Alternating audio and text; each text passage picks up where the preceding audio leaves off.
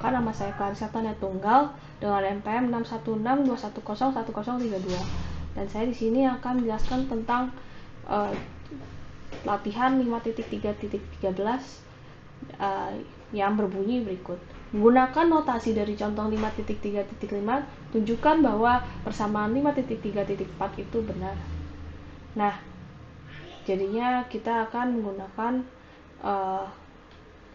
yang contoh 5.3.5 yang ada di buku, yaitu inferensi sampel besar untuk proporsinya. Nah, misalkan X1, X2 sampai Xn adalah sampel random dari distribusi Bernoulli dengan P sebagai peluang kesuksesan. Nah, misalkan P topi itu adalah sampel proporsi of successes atau proporsi sampel untuk kesuksesan itu terjadi. Maka P topi itu sama dengan X bar, atau menurut distribusi Bernoulli memang P itu peluang sukses itu adalah minnya. Kayak di sampel P topi itu adalah X bar, itu rata-ratanya. Maka dan yang akan kita buktikan itu adalah ini, yang ini 5.3.4, yaitu P topi min P per akar P topi kali 1 min P topi per N dikonvergen secara distribusi ke normal baku. Normal dengan min 0 variasi 1. Nah, yang kita akan pakai di sini adalah teorema 5.3.1 atau central limit theorem, dan juga teorema Slutsky.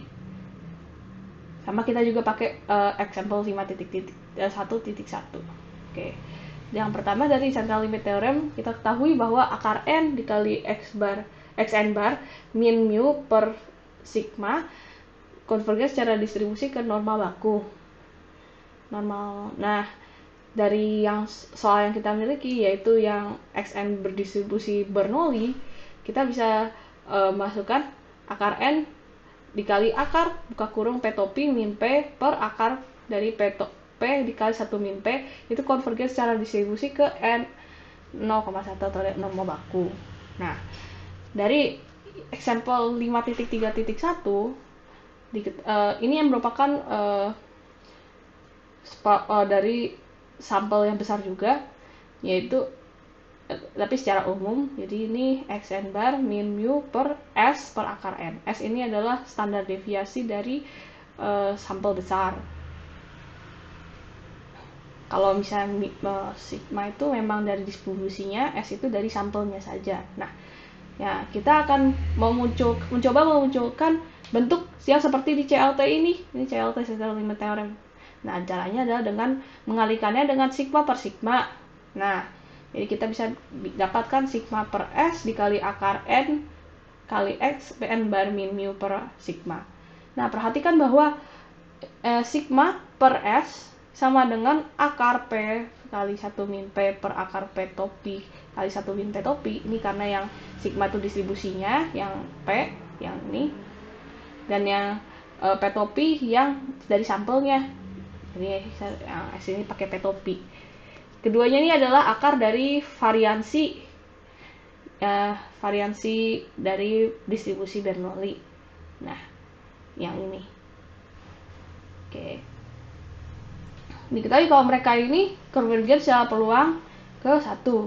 Soalnya yang kita dah ketahui dari buku yang example 5.1.1 yang berbunyi kalau S atau standar deviasi itu konvergen secara peluang ke sigma atau yang akar dari variansi distribusi tersebut. Nah, lalu kemudian kita dari teorema 5.3.1 yang tadi ini CLT, kalau disubstitusi kan jadi ini. Nah, ini sama aja kan ya, akar N dikali akar P topi min P per akar P kali 1 min P konvergen secara distribusi ke N 0,1. Nah, kita gunakan teorema Slutsky, yaitu yang berbunyi kalau misalnya ada yang konvergen secara peluang dikalikan dengan konvergen secara distribusi, di situ bisa digabungkan jadi bisa langsung dikalikan saja. Jadi kalau misalnya yang kita mau mencari xn bar min mu per s per akar n itu konvergen secara distribusi kemana, kita tinggal cari kalau sigma per s ini konvergen secara peluang kemana, dan yang akar n kali xn bar min mu per sigma itu konvergen secara distribusi kemana. Nah, kita tahu kalau yang dari yang atas ini kalau dia konvergen secara peluang ke 1 kalau si sigma per s. Nah, ini berarti konvergen secara peluang ke 1, dan yang ini akar n dikali xn bar min mu per sigma itu konvergen secara distribusi ke n 0,1. Nah, ini tinggal dikalikan saja, nanti jadi dapat dia tuh konvergen secara distribusi ke normal baku. Atau kita bisa juga yang tadi sudah saya tulis di sini disubstitusikan, sigma per s itu yang ini, dan yang in akar n dikali xn bar min mu per sigma itu yang ini. Nah, dari sini kita bisa coret saja yang ini akar p kali 1 min p nya. Ini kita dapatkan bahwa yang akar n ini pindah ke bawah. Nah, jadinya kita dapatkan P topi min P per akar dari P topi kali 1 min P topi per N itu konvergen secara distribusi ke normal baku. Nah, samakan sama yang di soal. Sekian dari saya, terima kasih.